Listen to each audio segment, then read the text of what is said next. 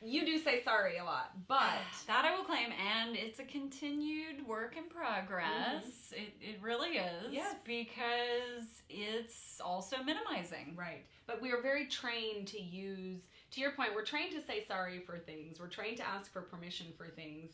And women have been conditioned to not own our accomplishments. Yes. And I think it's really fun when we stand in it and own it. Yes. And say and practice saying, I started, and actually I love that you go to the other end and say, I founded a multinational company. Because you may not say that every day, but you're never going to say I started a little co-working space. Exactly. So then it helps when you exaggerate either on both sides, you find where you're comfortable, right? Of course, absolutely. One thing, so I play tennis, and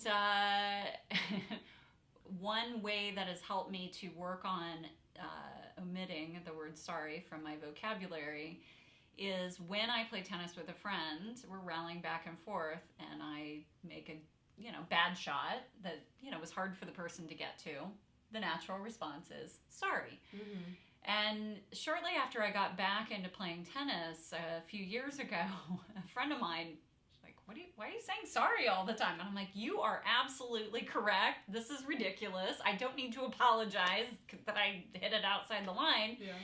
And so I just inject another word. If I need to express, I'll say hey, or I'll say yikes, or I'll just I'll just whatever the word is, or like I'll just go ah, or something like that. And I was thinking oops. Yeah, or whatever. Yeah, or shoot, or whatever the word is, but pick a word and just use that as a crutch, as I'm doing, to get rid of it.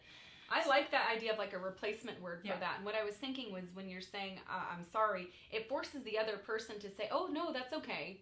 No, it's not your fault. You're like, that's not the conversation you're actually trying to have. Yeah. You're just really wanting to acknowledge that you kind of wish you had played better. Yeah. And that's just an oops. Or you're feeling like you put the other person at an inconvenience, right? So I do consciously, I will say, shopping in the grocery store, cart, you come too close to somebody or something's in the way. You bang into a lady. Well, you say sorry. Then I probably would say sorry. But no, like my tendency from the past was even instead of saying pardon me or excuse me, I would say sorry to get past somebody.